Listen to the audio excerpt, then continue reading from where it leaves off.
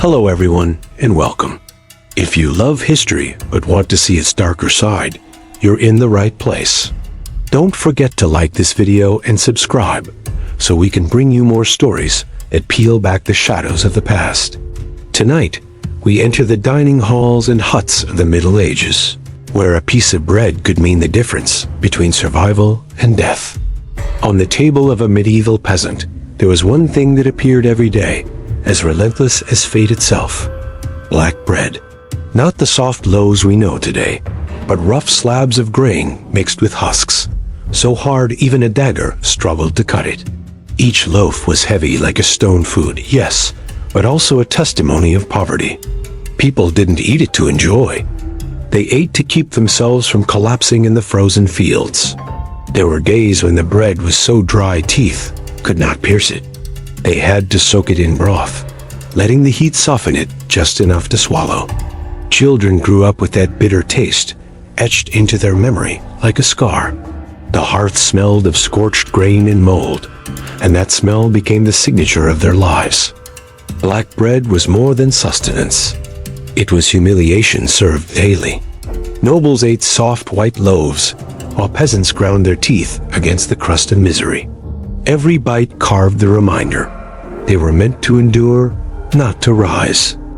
In a dim kitchen, one thing gave warmth: a pot hung over the fire. It almost never went cold. Water was added, wilted vegetables tossed in, a handful of grains, sometimes a bone that had long since lost its marrow. The thin soup held no richness, yet it sent steam into the air, and that alone kept hope alive. Peasants returned from the fields, soaked by rain and wind, and fixed their gaze on the rising steam. For them, the pot was not simply food, it was survival itself. A starving child, hollow-eyed, found in a single sip the proof they had not been forgotten by life. A mother stirred the broth slowly, silently feeding into it her worries and her prayer that her children might see spring. That meager broth carried no flavor, but it carried something greater. It gathered what little strength remained in the household.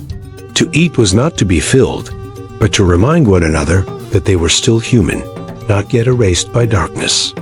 The pot's breath was the last pulse between death and life, despair and a fragile sliver of light. When peasants gnawed their black bread and drank their thin broth, they knew another world existed at that very moment. Inside castles glowing with firelight, nobles feasted. Tables groaned under roasted meats, cheese, and wine. The contrast was not just about food. It was a wall, solid and cruel, dividing two realities. Food itself became a weapon of power. Those who ate in abundance ruled. Those who starved obeyed. The nobleman's round belly was more than gluttony. It was a flag of dominance. The thinner the peasants became, the more the wealthy flaunted their fullness. Banquets encouraged guests to eat until vomiting, to prove they could afford waste. Outside the castle walls, peasants clutched their bread like stones, listening to the echoes of music from within. Thus every meal became a silent reminder.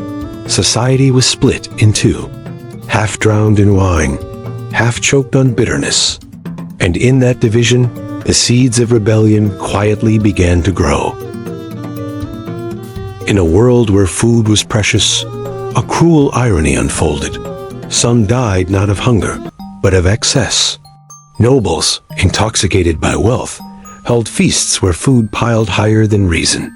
Guests cheered as they stuffed themselves, believing abundance proved strength. Candles flickered on swollen bodies.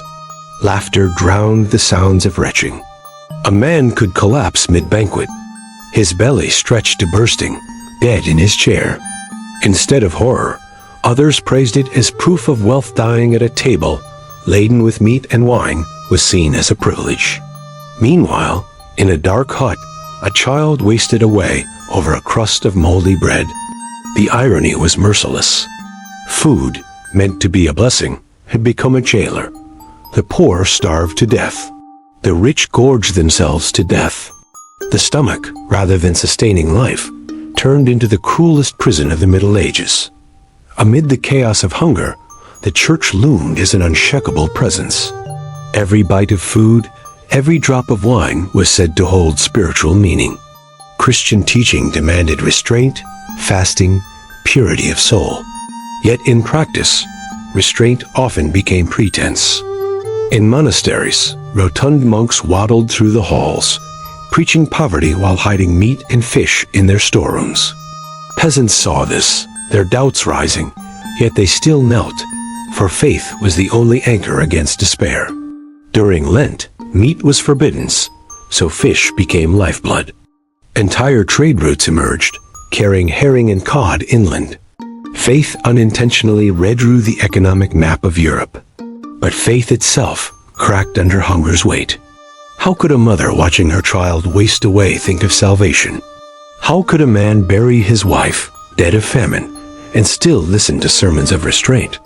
For many, the church no longer felt like refuge, but a cruel reminder that heaven remained silent to their cries. Once, the forest was a sanctuary of life, but under feudal law, it turned into forbidden ground. Game belonged to the lords. Peasants stood at the edges of trees, staring into the shadows where deer roamed, knowing they could never take them. Some risked everything, setting traps under moonlight. A single rabbit might save a family for a week, yet discovery meant mutilation or death for poaching. Wolves howled in the night, but peasants feared the hoofbeats of guards more. Hunger twisted men into desperate creatures, torn between watching their children fade or gambling their lives for a piece of meat. The forest, once a cradle of sustenance, became a symbol of stolen hope, its silence echoing louder than any growl of beasts. Every meal was a reflection. The crust in a peasant's hand was not just food, it was the mark of their station. The noble's feast was not just indulgence, it was theater, staged to show who ruled and who obeyed. Children grew up never knowing the smell of roasted meat. They looked up at castle windows, glowing with laughter and song, their hunger mingling with awe and bitterness. Over time, food became more than survival. It became a symbol of injustice, an ember smoldering in the hearts of the oppressed. Each loaf of black bread, each watery bowl of soup, whispered the same truth. The world was broken. One half lived in excess, the other in absence. And from that silent truth, the roots of revolt sank deep, waiting for the day they would erupt like fire.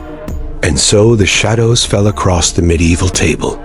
In the howling wind that slipped through broken roofs, in the glowing halls where torches burned bright, humanity endured, and in its meals, it revealed both its frailty and its cruelty. The story does not truly end, for those shadows remain, waiting to be remembered. To remind us that even food, the most basic gift of life, can divide a world in two. If you want to journey further into these forgotten corners of history, don't forget to like this video and subscribe. I'll see you again, where history is not only told, but breathed back to life in every word.